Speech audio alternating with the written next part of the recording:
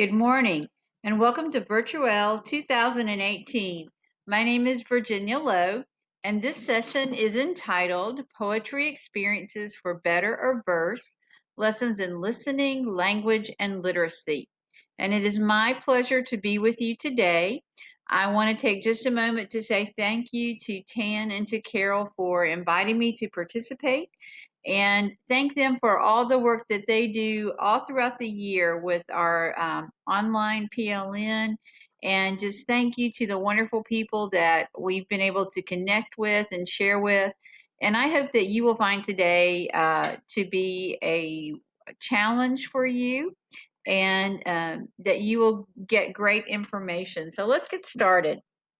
Now, I know that poetry is not everybody's favorite thing. Most of the time, people are either really excited about it or they're not.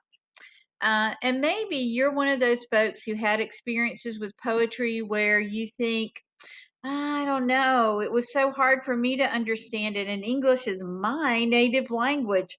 How can I ask my students to do something that was really hard for me? And so they might have the idea that it's too rigorous, which I don't like that word, for our ELLs. So they avoid it altogether. Or maybe they think to be successful at teaching poetry, they have to be some aloof, creative, charismatic teacher that can woo the students with their poetry reading and the students will follow them blindly and mindlessly. Well, good luck with that one.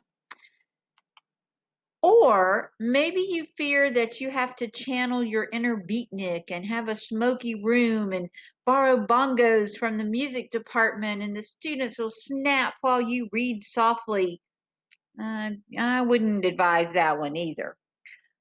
The good news is that none of these three stereotypes are necessary to be successful at teaching poetry.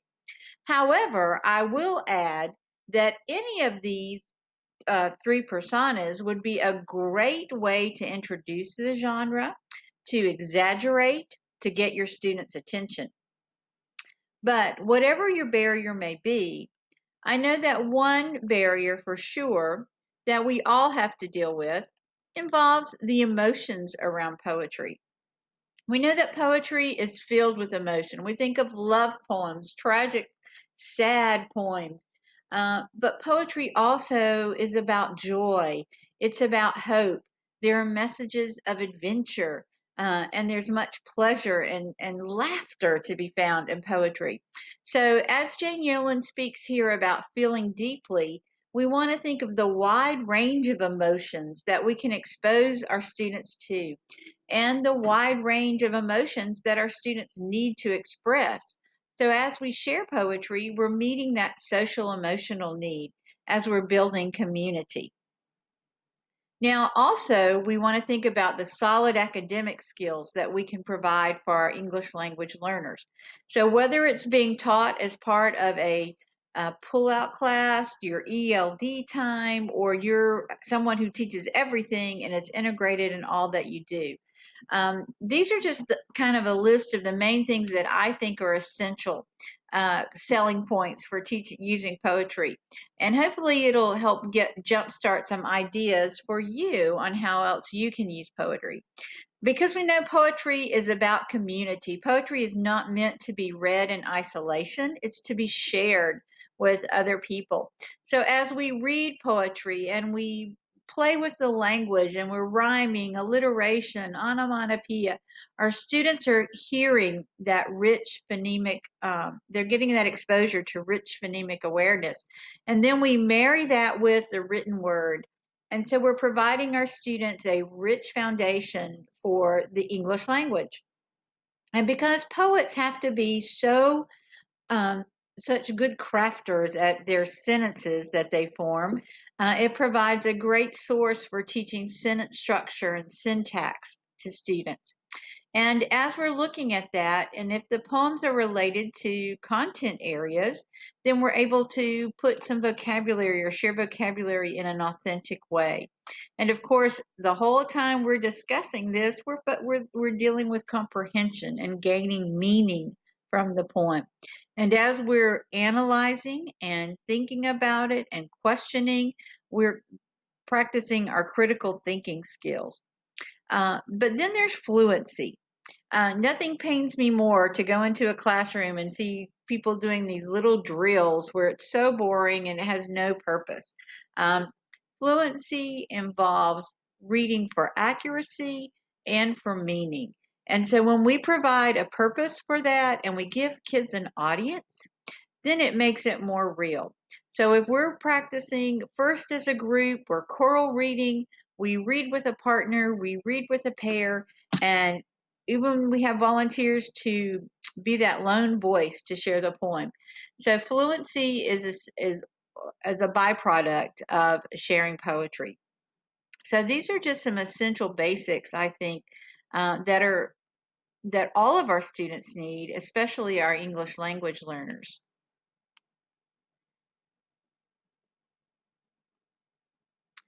So, as we're dealing with this complex text and we're thinking about critical thinking, I also want us to think about the standards that we're addressing. And let me just state very clear that the expectation is that our English language learners will have equal access to grade level content. Let me say it again. Our English language learners need equal access to grade level content. So in looking at our standards here in Texas, we have our TEKS, and most every place else you have your Common Core. And poetry is a part of all of those standards, so don't skip it. And make sure that we're providing those opportunities for our students. So looking at those TEKS, matching them with their themes and topics, and looking for authentic, appropriate text. There are many rich pieces of curriculum that are literature available in print and also in digital format in languages of all of our students. At the end of this program, at the end of this presentation, there is a slide that has links to vendors and also some online free resources for books and poems in students' language. So as we are building the English skills, uh, I know you know it's okay for them to read in their native language. Please encourage them to read poetry in their native language and to share songs and poems and rhymes from their country. One of the richest experiences we had was after doing the nursery rhymes in first grade, we invited the moms in for a tea party and they shared with us songs, traditional songs and rhymes and poems from their childhood. And the children were amazed, first of all, that their parents memorized poems. And some of them weren't because they were songs that their parents had shared with them. So it's also a way to involve family and to show that respect to your parents. The thing about poetry is that it provides such flexibility in how it can be delivered. It can be taught in a whole group, a small group, with individuals. The children here are practicing reading. They're working on fluency with their whisper phones. But what you may not be able to see is at the bottom of the poem, they have a stop and jot reflection sheet. And this is an idea from Jen Jones from Hello Literacy that we have used for a couple of years now. And the students are doing a close read of this. This is after having read it several times, and they're continuing to make notations about their noticings about the poem and their understandings. So, providing anchor charts, PowerPoints, interactive reading journals, and lots of conversation. Our English language learners need those opportunities to talk, to hear their voice. One thing that the research tells us is that students need many opportunities, 3 to 5 times, to be able to read a passage.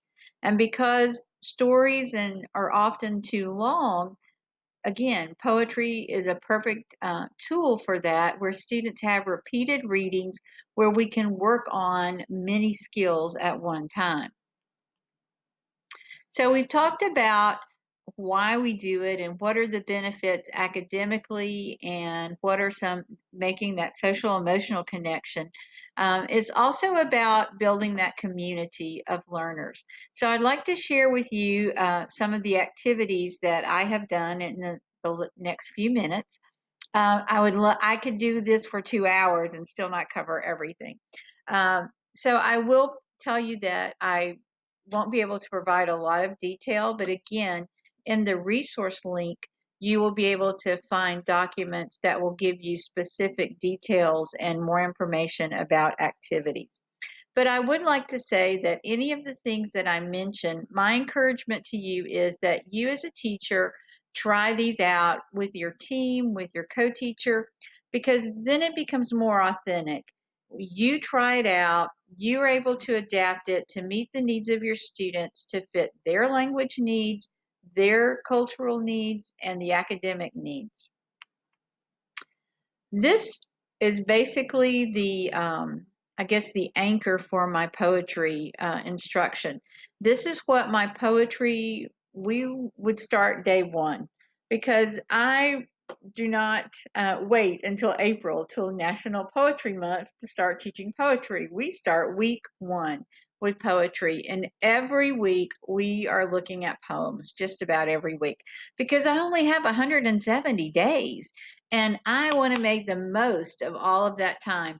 And with some kids, we don't get 170 days. We may get 5, we may get a month, and then they leave us. So I want to make sure that we get the best, we put in our best efforts every day.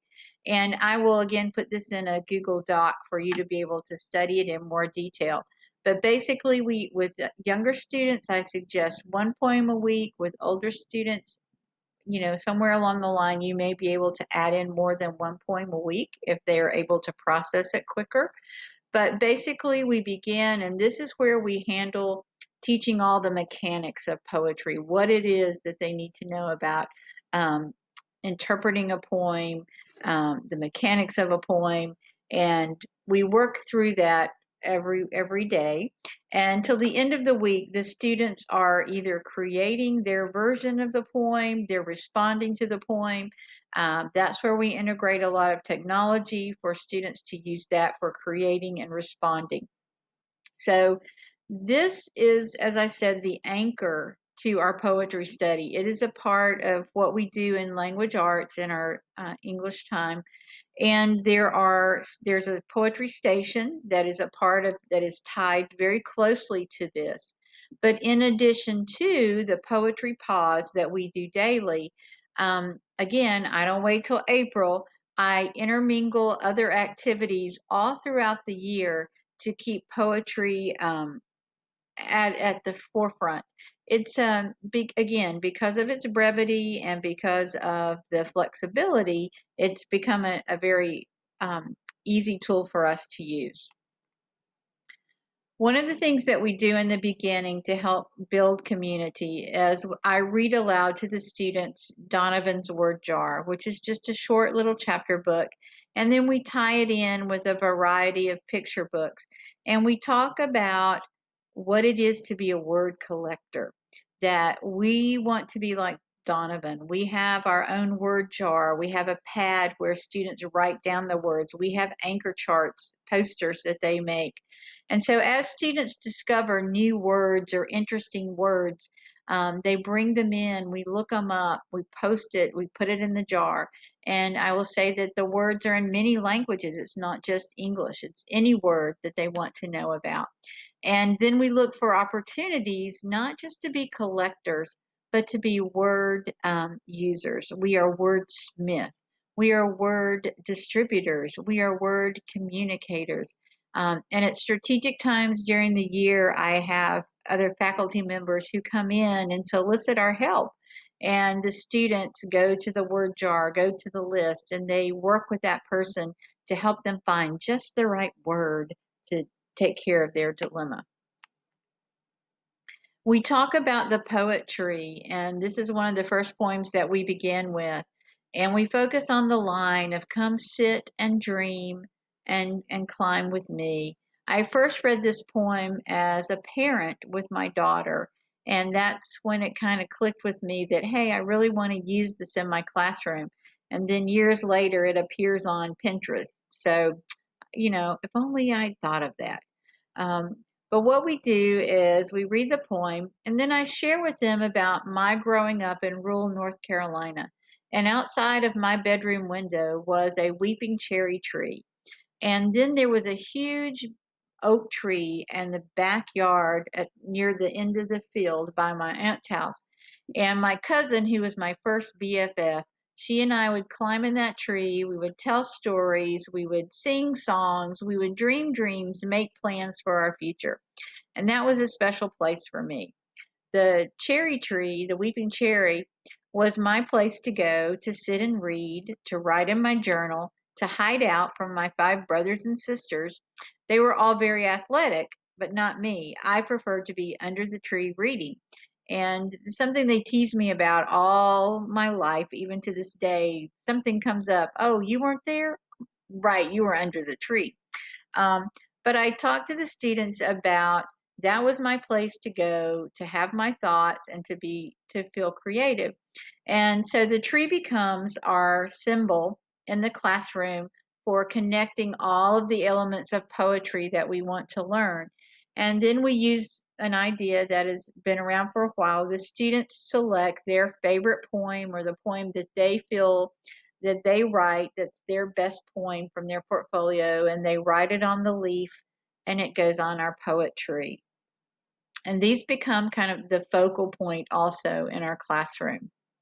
But one day I had a student say to me, well, Miss, where I grew up, there weren't tall trees. So I didn't have a tree. But I think about the river or sitting beside the river. And another boy said, well, I think about the boat dock at my grandfather's in Brazil. And another kid said, well, I was in Mexico City. And my brother and I, we were in this apartment and we would go up to the rooftop of our apartment building. And that's where we would escape to. That's where we would have our quiet time. And that's where we would dream dreams and tell stories. And so it really impressed me that I needed to have a shift. So, what I had the students do was if they had a picture of that place to bring it in. If not, we would search and search until we could find something that looked similar to that location or reminded the student of that place.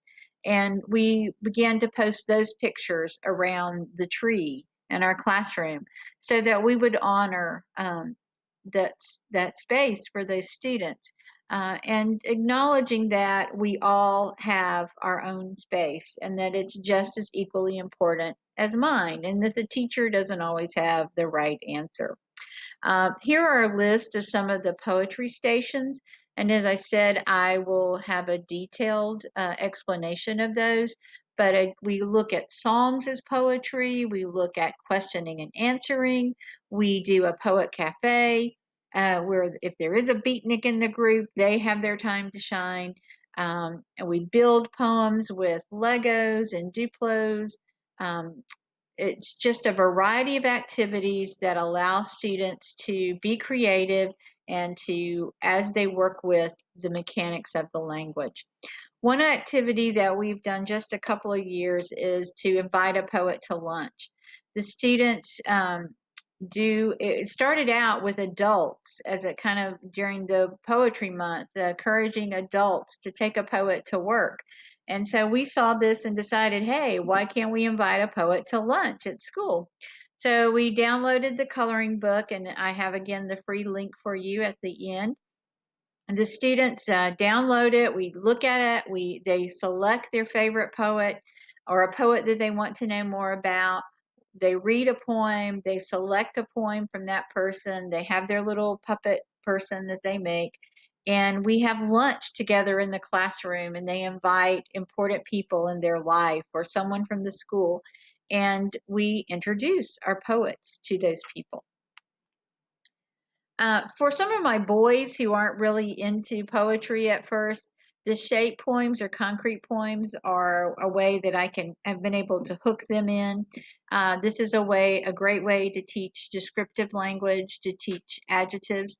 The students brainstorm a list of their favorite things, and then we work on the vocabulary. And the goal is that they have to make it, their sentences and descriptive words have to fill in or go around the object. And then we display these. And this is a very popular activity within the school. We always get a lot of positive feedback from other people from our project. And there are some great books, mentor texts for this, and hopefully these will be available in your school library. If not, talk to your librarian. I've never had a librarian tell me no. If they had some money to spend, they would at least one or two books buy for me. But these are great books for that. The last activity that I would talk to you about is to use the poem from Georgella Lyons, Where I'm From. And I share this with students because I was born and raised, as I said, in Western North Carolina, but I live in inner city Texas. And so I try to tell the students that I can relate about leaving a place that is close to your heart. Because as you can see from this picture, North Carolina, the mountains don't look anything like inner city Dallas. And so as I wrote the poem, I brought together visuals. And so that would be the twist that I've added to Georgella's poem, is that I asked the students to, if they have them, if not, it's okay. But when possible, I ask students to add in pictures or visuals to go along with the I am poem. And it helps us to understand and to gain more information. Because I am from the land where the mountains kiss the sky. I am from the land of biscuits and gravy at any meal. I am from the land of Samuel and Rebecca. I am from Sunday twice to church and once on Wednesday, and I'm a sinner saved by grace, but Jesus loves me, this I know. I am from the land that was also the home of the Vanderbilt Castle and Carl Sandburg's Connemara and Thomas Wolfe's Look Homeward Angel. So how can I not put pen to paper? I am from the land of warm green tomatoes and fresh green beans, but the sweet fresh crop of tobacco hanging in the barn. So as I share with them about my life, students are more apt to share with me about theirs.